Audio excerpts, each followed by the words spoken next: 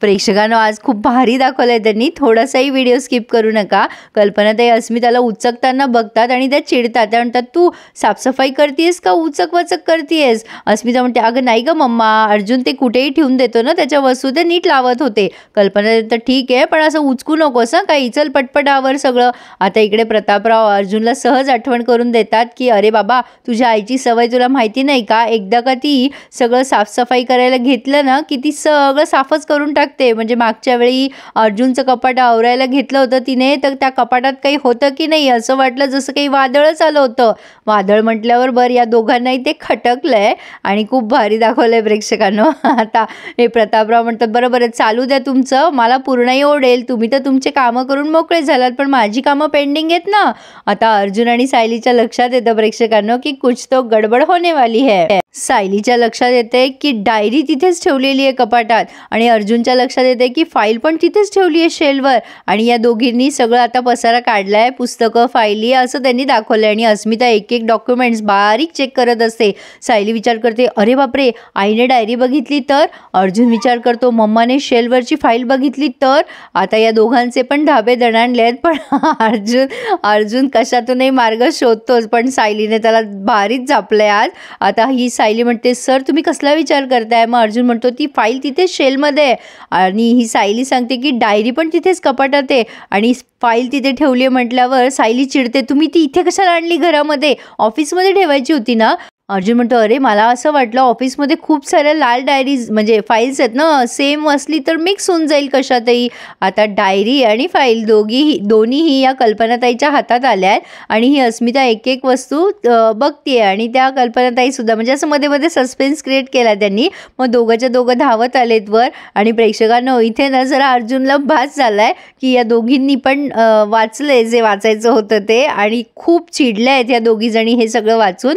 आणि अस्मिता म्हणते बघितलंस ना मम्मा, मला पहिल्यापासून या दोघांवर डाऊट होताच आणि कल्पनाताई पण खूप चिडतात या दोघांवर। अस्मिता म्हणत असते बघितलंस मम्मा हे दोघं जण खोटे नवरा बायको आहे, मी पहिल्यापासून तुम्हाला सांगत होते पण तुम्ही कोणी माझ्यावर विश्वास ठेवला नाही। कल्पनाताई खूप चिडतात आणि म्हणतात एवढा विश्वासघात काय रे अर्जुन, सायली तुमच्या दोघांवर विश्वास ठेवला मी, माझा विश्वासघात करताना लाज कशी नाही वाटली तुम्हाला दोघांना? आणि आता असं म्हणून त्यांनी अर्जुनच्या तोंडात मारली आहे आणि हा तिथेच उभं राहून म्हणत असतो नाही मम्मा माझं चुकलं मम्मा, नाही मम्मा। आता सायली त्याला खुणवत असते की अहो बोला ना काहीतरी, कसला विचार करताय, म्हणजे हाताला भात झालाय। एवढंच काहीतरी मजेशीर सस्पेन्स क्रिएट करतात प्रेक्षकांनो। आणि मी म्हटलं होतं ना तुम्हाला थोडंफार बोर व्हायला लागलं की प्रतिमा आत्या ते बरोबर आणतात। तसंच पुढे आता प्रतिमा त्याचे ट्रॅक सुरू करणार आहेत ते, तर आता आपण बघतोय अस्मिता आणि ह्या कल्पनाताई दोघी फाईल चाळत असतात पण हा अर्जुन लगेच जोरात पाय दुखायचं नाटक करतो, मम्मा माझं पाय दुखतोय पाय दुखतोय। कल्पनाताई आणि अस्मिता लगेच धावतात, अरे काय झालं तुला, काय झालं अर्जुन? अर्जुन तिथे खुर्चीवर बसतोय, अस्मिता म्हणते असं कसं धडपडलंस तू? आता याचं नाटक फार भारी दाखवलंय प्रेक्षकांनो।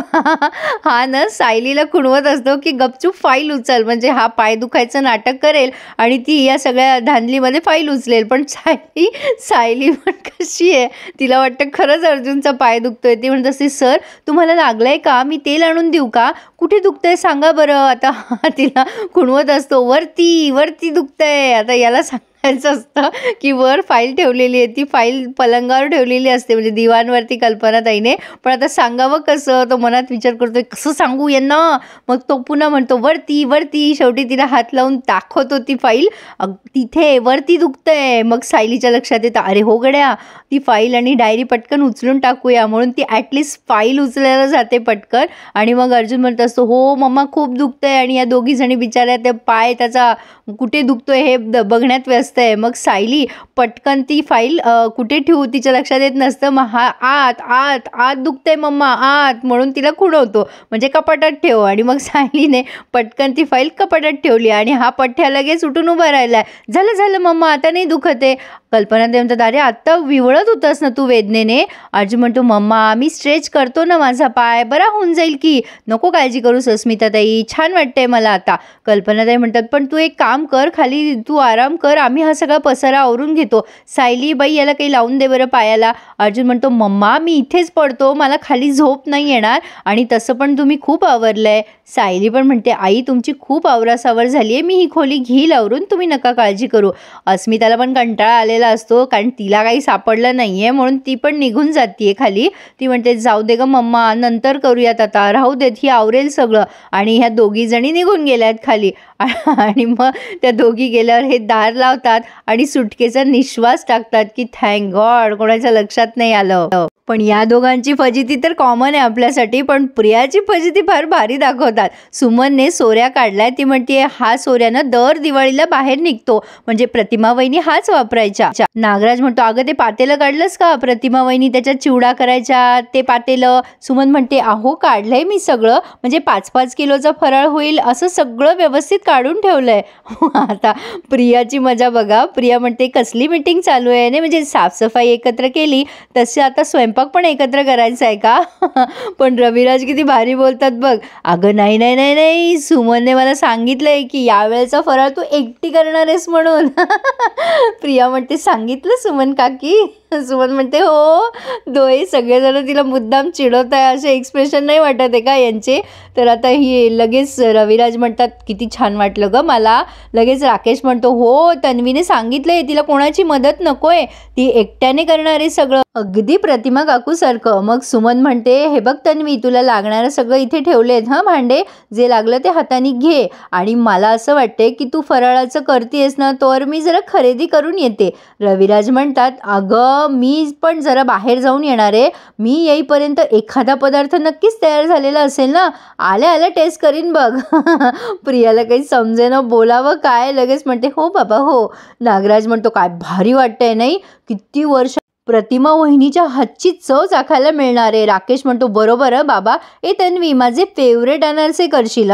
रविराज म्हणतात, चला मी पण जाऊन येतो. आता सगळे निसटून जातात. नागराज तिला ऑल द बेस्ट म्हणून निघून जातो.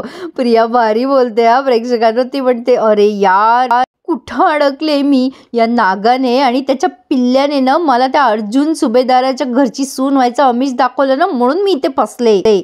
पण हा सुभेदाराचा अर्जुन नाही, ह्या किल्लेदारांचा सोऱ्याच माझ्या नशिबात आहे बहुतेक. चला प्रिया लागा कामाला, व्हिडिओ पाहूनच करते सगळं. प्रेक्षकांना हिची फजिती होणार हे मात्र नक्की. पण आता इकडे अर्जुनराव बघा, अपने मुंह मिठू मिया चाललंय. वा, कसं मस्त जमवलं नाही मी. सायलीला तो सांगत असतो की कसं छान सगळी म्हणजे सिच्युएशन त्याने निभावून नेली. सायली पण म्हणत असते, किती हुशार आहे नाही सर तुम्ही. अर्जुन म्हणतो, कम ऑन सायली, तुम्ही पण ना, तुम्हाला माहिती आहे का, माझे कलिग पण म्हणतात मी खूप हुशार आहे, मी कुठली पण सिच्युएशन ना आरामात मॅनेज करू शकतो, मी सिम्पली ग्रेटच आहे.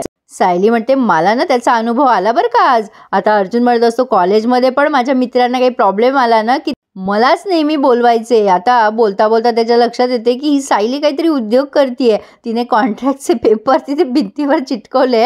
अर्जुन म्हणतो, अरे काय करताय तुम्ही, पेपर इथे का लावताय? सायली म्हणते, काही नाही हो सर, आपल्या कॉन्ट्रॅक्टचे पेपर ना असे भिंतीवर लावते, लागलाय ना व्यवस्थित, काही प्रॉब्लेम नाही ना, म्हणजे वाकडा तिकडा नाही ना झाला. अर्जुन म्हणतो, काय प्रॉब्लेम आहे तुमचा, ते पेपर दिसतील ना सगळ्यांना. लगेच सायली म्हणते, अहो मग काय झालं, तुम्ही आहात ना सांभाळायला. नाही म्हणजे आत्ता कसं तुम्ही नाटक केलं, पाय दुखायचं, तुम्ही हात फ्रॅक्चर आहे असं झालं सांगाल, आलंच लक्षात कोणाच्या तरी. नाहीतर तुम्ही असंही सिद्ध कराल सर की हे जे कॉन्ट्रॅक्ट आहे ना ते दुसऱ्याच कुठल्या अर्जुन सायलीचे आहे, तुमच्यासाठी काहीच पॉसिबल नाही असं होऊ शकतं का सर? हे पेपर ना इथे भिंतीवरच बरे, म्हणजे ही फाईल कशाला आपण कपाटात ठेवायची, सगळ्यांसमोर प्रदर्शन मांडूयात की आपण याचं. कसं आहे, आपलं मोठं ऑफिस आहे, पण आपल्याला कशाला ही फाईल ऑफिसमध्ये ठेवायची ना, मग इथे राहू द्या की आपण छान प्रदर्शन मांडूयात. अर्जुन म्हणतो, बस बस पुरे करा, आता टॉन्ट्सनी तुमच्या अंघोळ घालणार आहात का मला? सायली म्हणते, मग काय करू, तुम्ही मला नेहमी गडबड घोटाळा म्हणता ना, मग इथे का ठेवली फाईल, ऑफिसमध्ये का नाही आहे ती? अर्जुन म्हणतो, अहो मला जेन्युनली वाटलं होतं की अशा सेम फाईल खूप आहेत ऑफिसमध्ये, सो ही फाईल आपण त्या फाईलमध्ये मिक्सअप झाली असती ना, म्हणून मी घरी घेऊन आलो. मला काय माहिती होतं तेव्हा दिवाळी येणार आहे आपल्या कॉन्ट्रॅक्ट नंतर, आणि मग अस्मिता ताई आणि माझ्या मम्माचा मूड होणार आहे घर साफ करायचा. अर्जुनचे डायलॉग भारी असतात. पण आता सायली म्हणते, तुम्हाला कळत कसं नाहीये किती गंभीर घडलंय आज हे सगळं. अहो आई आपल्या खोट्या नात्यात खऱ्या खऱ्या गुंतल्या आहेत, त्यांना जर कळलं नाही हे सगळं आणि चुकीच्या मार्गाने कळलं तर कसं झालं असतं, काय झालं असतं, त्यांच्या जीवाचं काही बरं वाईट झालं असतं म्हणजे. आणि तुम्ही दिवाळीच्या साफसफाईचं काय हो सांगता मला? मागच्या वेळेला अस्मिताताई इथे आल्या होत्या, पडद्याच्या मागे लपल्या होत्या त्या. एवढंच नाही, मग अस्मिताताई आणि प्रिया दोघी जणी वर आल्या, माझं कपाट उघडून खाली कपडे घेऊन गेल्या. याच कपाटात बॅग ठेवली होती त्यांनी. मग अस्मिताताई इथे आल्या आणि त्यांनी इथे मोबाईल लपवला आणि तेव्हा जर त्यांनी एखादं कपाट उघडून काही उकरून काढलं असतं तर काय झालं असतं? काही समजतंय का तुम्हाला सर? सायलीचं म्हणणं बरोबर आहे, सगळ्यांचाच वावर असतो घरामध्ये. सायली म्हणते आज तुम्ही सावरलं म्हणून तुम्हाला वाटतंय गड जिंकलात, पण आईने आज जवळ फाईल उघडली होती, त्यांनी वाचली असती तर काय केलं असतं आपण? कळत नाही का तुम्हाला? अर्जुन म्हणतो चुकलं माझं, मी नेक्स्ट टाइम लक्षात ठेवेल. आता काढताल का ते पेपर? परत राहू द्या, मीच काढतो, राहू द्या, तुम्ही सरका बाजूला. अर्जुनने ते पेपर काढलेत. आता सायली म्हणते आता व्यवस्थित ही फाईल कपाटात ठेवायची आणि तिथून ती डायरेक्ट ऑफिसमध्ये गेली पाहिजे, हलगर्जीपणा करू नका. आता असे इन्स्ट्रक्शन देऊन ती गेली आहे. अर्जुनला असं वाटतं की करेक्ट बोलतीये सायली. तो तर आधी फाईल ठेवून देतो कपाटामध्ये आणि मग विचार करतो की अरे मला असं वाटलं होतं की फाईल इथे सेफ राहील. नाही पण बरोबर आहे सायलीचं म्हणणं, कोणाला कळलं तर. आणि हा लेट करंट मग याच्या लक्षात येतं अरे डायरी तर वरच होती. अरे मी एकटा नाही चुकलोय, त्यांचं पण चुकलंय की नाही मम्माने त्यांची डायरी वाचली असती तर, पण माझ्या लक्षात नाही आलं. नाही मी ना माझ्या लक्षात नाही आलं हे. मी मिसेस सायलीनं असं ऐकवलं असतं ना, त्यांची पण चूक झाली आहे, त्यांनी कशाला डायरी वर ठेवावी. आता तेवढ्यात चैतन्याचा कॉल आलाय त्याला आणि तो म्हणतोय अरे आपलं काम झालंय बरं का, मधुभाऊंना आपण पेरोलवरती बाहेर आणू शकतो. अर्जुन खूप खुश होतो, म्हणतो येस डन, छानच होईल. आता चैतन्य म्हणतोय अरे आज कोर्टाला सुट्टी आहे, मी उद्या पेपर दाखल करतो आणि मग लगेच आपल्याला अप्रुव्हल येईल. तर आता अर्जुन म्हणतो ते काही असो, मधुभाऊ मिसेस सायलीना भेटतील ना ते महत्त्वाचं आहे. आणि आता यांचं ठरलं आहे प्रेक्षकांनो, पण पुढे मात्र फार भारी प्रोमो दाखवला आहे. सायली पुढे कल्पनाताईंना सांगत असते आई स्वयंपाक करणाऱ्या बाईचं मन प्रसन्न असेल ना तर ती सगळी चव ना स्वयंपाकात आपोआप उतरतेच. तर आता कल्पनाताईंना हे म्हणणं पटलंय. त्या म्हणतात तू अगदी बरोबर बोललीस बघ, आणि तुझा उरक पण सगळा प्रतिमासारखाच आहे. आणि आपल्याला आता प्रतिमा आत्या पण दिसल्यात प्रेक्षकांनो, त्या कुठेतरी फराळाचं घेऊन चालल्यात आणि खूप मोठे पॅकेट्स आहेत त्यांच्याकडे. आणि काही गुंड लोक आहेत ते त्यांना त्रास देत आहेत, ते फराळाचं ओढतायत त्यांच्याकडनं, म्हणजे त्यांना वाटेल ते बोलतायत आणि नेमकी तिथे कुसुम पोहोचते आणि प्रतिमा आत्याला वाचवते. प्रेक्षकांनो आपण प्रतिमा आत्याची किती डेस्पिरेटली वाट बघतोय नाही, म्हणजे एवढी वाट आपण आपल्या आत्याची तरी बघितली होती का? असो, पण कसा वाटला आजचा रिव्ह्यू नक्की कळवा. तुम्हा सगळ्यांना दिवाळीच्या खूप शुभेच्छा आणि पुढचे सगळेच रिव्ह्यूज आता एक्सायटेड होणार आहे, त्यासाठी चॅनलला मात्र नक्की सबस्क्राईब करून ठेवा. ज्यांनी कोणी नसेल केले त्यांनी प्लीज चॅनल सबस्क्राईब करा. माझ्या ज्या मैत्रिणी फराळ करून थकल्या असतील त्यांनी आज मस्त दुपारी जमलं तर आराम करा, कारण आजचा दिवस जरा सुट्टी आहे आपल्याला, असं म्हणायला हरकत नाही आहे. तुम्हा सगळ्यांना पुन्हा एकदा दिवाळीच्या खूप खूप शुभेच्छा. धन्यवाद.